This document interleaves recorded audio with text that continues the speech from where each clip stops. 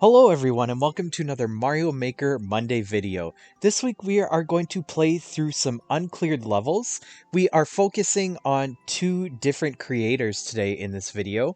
Just a heads up, I have already completed those levels, so you're just going to be seeing clear videos of them with some of my commentary over top. But we're going to get started with this creator, Scriblnots, and I just want to preface this video by saying that this creator does still have an uncleared 2020 level. It's on the screen here right now, Spike's construction site. The only reason why I haven't cleared this one is because there is a shell jump. I think there might actually be multiple shell jumps throughout, and I just do not know how to shell jump. So I'm going to leave this one. If anybody wants to go ahead and create it, not create it, they want to beat it, the course ID is on the screen right there. But we have 4 others that we're going to check out from Scriblnots. Let's get started. Alright, this is the first level from Scriblnots, the Minute of the Thwomps. It is a Thwomp speedrun. So I didn't really know what to think about this level going in, other than it was a speedrun and I really wanted to try a speedrun of some kind. It turned out to be an okay speedrun. The timer is not tight whatsoever. Basically, you can just run through a lot of this level. There are Thwomps falling throughout. All of these Thwomps there at the beginning kind of wrecked me a few times. There were a couple of things that really wrecked me. This section wasn't too bad. But if you keep going, this is where I started to make a lot of my mistakes. I didn't realize that those munchers, not all of them went up all the time. So that was kind of tricky to figure out. And then this part right here, those 2 Thwomps that you just saw fall down. I don't know if you saw that muncher that just pushed that Thwomp to the left. But every single time I got to that point, the muncher would basically push the Thwomp out of the way and I could not progress through that section. I ended up leaving a comment there, just commenting on the jankiness of that part. And it took me quite a while, like you saw there. It took me 38 minutes to actually complete it because I just kept getting jank every single time. But yeah, that was the Minute of the Thwomps. Let me know what you think about this level in the comments. Here was another Scriblnots level. This is Snakeride Summit. You have 100 seconds, and we have to collect 200 coins, or at least 200 coins. I actually played this one on stream, so if you were there on stream, you saw the clear video for this one. Really, this level just has 2 sections, and each one involves a snake block. Just gotta ride it to grab the coins. I was actually surprised that this one was uncleared. There isn't really anything tricky about it, except maybe some of the enemies coming a little too close for comfort. I'm not gonna say I one-shotted this or anything like that, but other than like the random hammer bro here or there really wasn't anything overly tricky about this. Also, I don't think we were hurting for coins at any point. Like, there are more than enough coins to make it through this level. It's not just a matter of you need to collect every single coin that you see on the screen, which was really nice. But yeah, so this is the second part of the level. That hammer bro did wreck me a time, but wasn't too bad. That little blind jump there was a little tough. But yeah, just got some random enemies throughout. I didn't really know where to land at that point either. It's one of the things I don't necessarily like about auto-scroll, and I guess even like vertical auto-scroll, is that you can't necessarily see what's going on underneath you, so. But we made it through the pipe. Now you might be saying to yourself, well, you don't have 200 coins yet. Well, you can ride any one of those snake blocks, and you can see there are a ton of bonus coins there at the end. Really did not take me too long at all, just 8 minutes, and it has a relatively high clear rate compared to some of the other levels that we have seen in the Uncleared level series. But yeah, this one wasn't too bad at all. I had a good time with this one. Our next Scriblnots level was this one, Firebar Flight, a major acorn challenge that really tested my abilities of using the acorn suit. This one actually took me quite a while to beat, just because I'm not familiar with the acorn suit necessarily, and this level is all about like gliding your way through different spike areas. This first part, though, was a freebie. You can even damage boost there. You don't need to keep onto your acorn suit, which was really nice. Then we just go up, and we can get a replacement acorn suit right here. The one frustrating part, I would say, from the beginning part of this level is these fire bars, and especially there's one coming up later on where you really need to time yourself to make it through without hitting the fire bar, because we did have a freebie pipe there with the acorn suit. We do have another one right here, but after that, basically this is like your last chance. If you screw up at any point after this, you're pretty much done for and you gotta restart, which I did many times. And then we got some blind jumps here with fire bars flying about, so had to kind of figure out the timing on those, but it really wasn't too bad once you got the hang of it. And thankfully, this little last part here is right before a checkpoint, so you can damage boost your way through here, thankfully. You can get the checkpoint, you don't have to do that part anymore. So that part took me like maybe 20 minutes to beat. This second part I am recording, I guess, sort of after the fact. This part took me another like 40-45 minutes to make it through. Again, I'm just not good with the acorn suit. There's a lot of damage boosting in this level. Thankfully, honestly, because it would take me even longer if I had to hold on to that squirrel suit. This is essentially the last squirrel suit section of this level. Wasn't too bad, except for this part right here. I had a hard time trying to figure this part out and just map it out, try to figure out what to do. I mean, you can see what I did there, but essentially it was just very difficult for me to map out.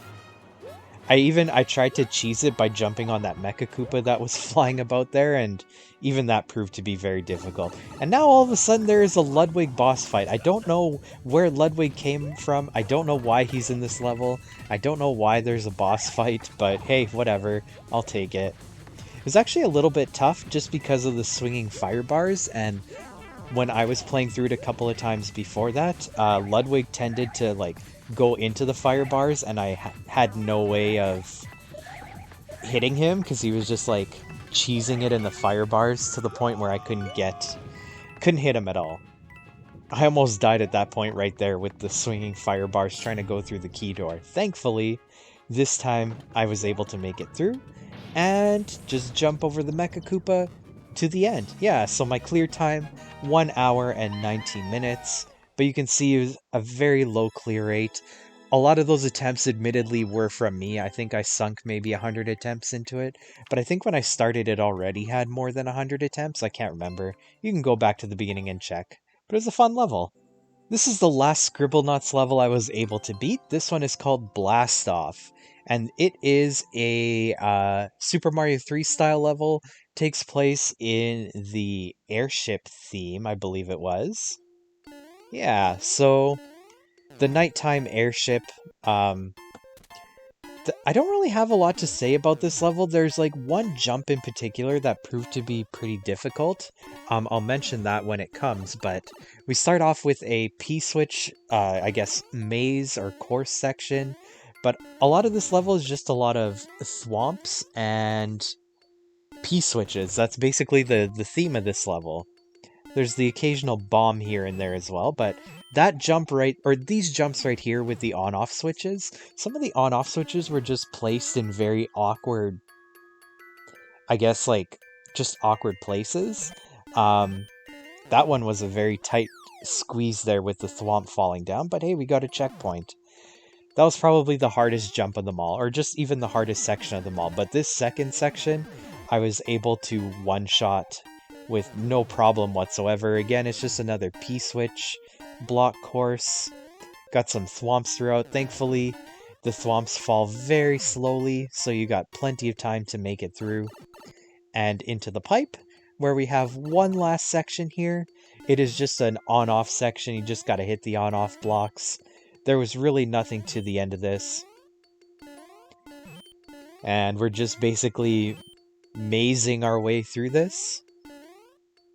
We're already at the end of the level, and there is the goal, and GG's. So again, not a very difficult, not a very long level, not a very high clear rate necessarily. The one problematic section was the section with the on-offs with the Thwomps, but otherwise, not a problem at all. We have another creator here. This is ChaseRob. We're going to play through a couple of their levels, starting with Building Mario. And you can see we are in 3D Mario style, or 3D World style, I guess. This level, basically, it teaches you how to do some different things with the builder suit, so I think it's meant to be a tutorial level, though I'm not gonna lie, it is not a good tutorial level. For one, it doesn't actually tell you how to use the boxes, it just expects you to figure them out and figure out to do this, which honestly, like, it was the first thing that I thought of, and I've used the maker suit so many times that it wasn't so difficult. But there's one really stupid part that is coming up right now. So we've got all of these bricks here. Now, if we're just using the hammer to break the bricks, I honestly don't mind that necessarily, but what this creator did was he put a lot of enemies inside the bricks, and a lot of the enemies, you could not avoid them. All of those Goombas right there that I just stomped on killed me so many times because if you just keep going down the bottom path, those Goombas charge right at you and you lose your hammer suit, which unfortunately there is a clear condition for this level. You're not allowed to take damage. So there were quite a few times when those Goombas damaged me. And then I finally figured out, I'm like, you know what? I'm gonna start on a bottom path and then I'm gonna make a top path and just clear it that way. That way I can avoid all the Goombas and stuff like that. And yeah, it proved to be very easy for me. I really like, by the way, wrecking this Boom Boom with the Maker Suit hammer. That was a nice touch. And this is the other half of the level, and this second half of the level does not use the builder suit whatsoever, so I don't know why it's included if this is supposed to be a tutorial level. Basically, it's just a fancy setup with trampolines, and you can just yeet those shells.